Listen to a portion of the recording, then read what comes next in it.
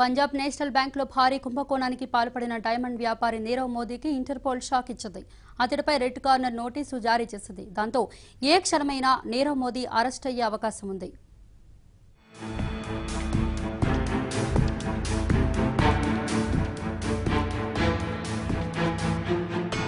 భారత బ్యాంకింగ్ రంగంలోనే అతిపెద్ద కుంభకోణంగా రికార్డుకెక్కిన పిఎన్బి స్కామ్ లో కీలక పరిణామం చోటు చేసుకుంది. పంజాబ్ నేషనల్ బ్యాంకు కుచ్చుటోపీ పెట్టి విదేశాలకు డాయించిన వజ్రాల వ్యాపారి నీరవ్ మోదీకి గట్టి ఎదురుదెబ్బ తగిలింది. అతడికి వ్యతిరేకంగా ఇంటర్పోల్ రెడ్ కార్నర్ నోటీసులు జారీ చేసింది.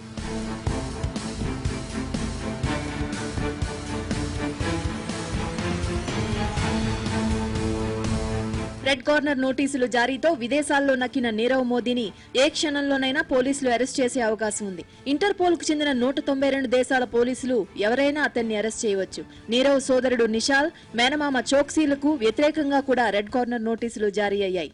ఒక్కసారి నీరవ్ మోదీ అరెస్ట్ అయితే అతన్ని తమకు అప్పగించమని భారత్ కోరవచ్చు.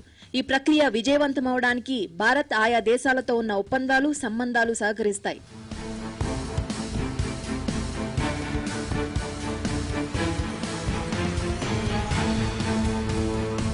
మరోపక్క నీరవ్ మోదీకి వ్యతిరేకంగా జారీ చేసిన రెడ్ కార్నర్ నోటీసులను ఇంటర్పోల్ తన వెబ్సైట్ లో పెట్టింది. ఈ వివరాలను ప్రజల ముందుకు తీసుకురావాలని సిబిఐ చేసిన అభ్యర్థన మేరకు ఈ నిర్ణయం తీసుకుంది. నీరవ్ కు వ్యతిరేకంగా జారీ అయిన నోటీసుల్లో అతని ఫోటోగ్రాఫ్, వ్యక్తిగత వివరాలు, అతడిపై నమోదైన అభియోగాలను పొందుపరిచింది.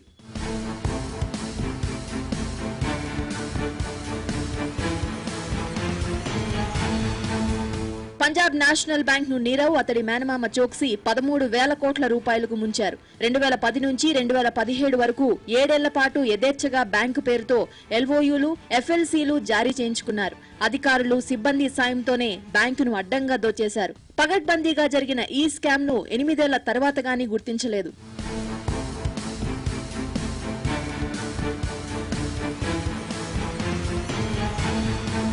దుబాయ్, హాంకాంగ్ లో ఉన్న పిఎన్బి శాఖల ద్వారా గుట్టుచప్పుడు కాకుండా నీరవ్ మోదీ డబ్బు డ్రా చేసుకున్నాడు. దీనికి భారత్ లోని బ్యాంకు శాఖల అధికారులు సహకరించారు. బ్యాంకులో అత్యున్నత స్థాయి అధికారుల ఒత్తిడి మేరకే కింద స్థాయి అధికారులు నీరవ్ కు సహకరించారు. 2010 నుంచి అక్రమంగా నీరవ్ ఖాతాలోకి నగదు జమ కావడం గుట్టుచప్పుడు కాకుండా జరిగింది.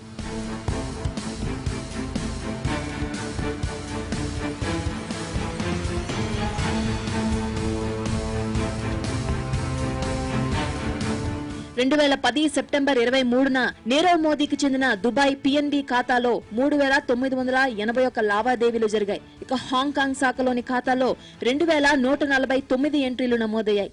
అయితే ఈ సమాచారాన్ని మాత్రం పిఎన్బి యాజమాన్యం అత్యంత గోప్యంగా ఉంచింది. ఒక్క రోజులో ఇన్ని ఎంట్రీలు జరిగినా పై అధికారులు పట్టించుకున్న దాఖలాలు లేవు. ఒక బిల్లుకే 2 లెటర్ ఆఫ్ క్రెడిట్లు జారీ చేయడం, ఖాతాదారుని పేరు నమోదు చేయకుండా XYZ అని రాయడం, పేర్లు రాయకుండానే బయర్స్ క్రెడిట్ జారీ చేయడం లాంటి అవకతవకలకు పాల్పడ్డారు.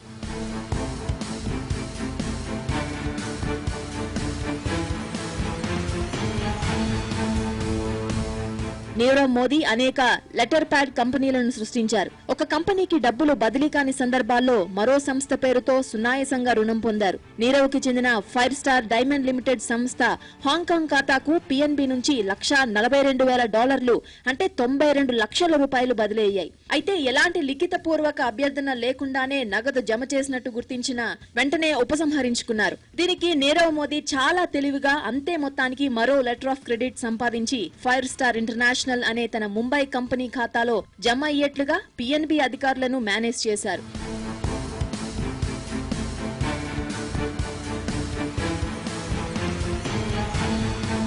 ఏజీఎం స్థాయి అధికారులకు మాత్రమే అందుబాటులో ఉండే కీలకమైన లెవెల్ 5 షిఫ్ట్ పాస్వర్డ్లను సైతం నీరవ్ అండ్ కో సొంతం చేసుకుని అక్రమాలకు పాల్పడింది. ఇలా స్కామ్ చేసి దక్కించుకున్న నగదును మనీ లాండరింగ్ ద్వారా విదేశాలకు తరలించారు. పిఎన్బి స్కామ్ బయటపడే క్రమంలో నీరవ్, అతని స్నేహితులు ఈ ఏడాది జనవరిలో దేశం విడిచి పారిపోయారు.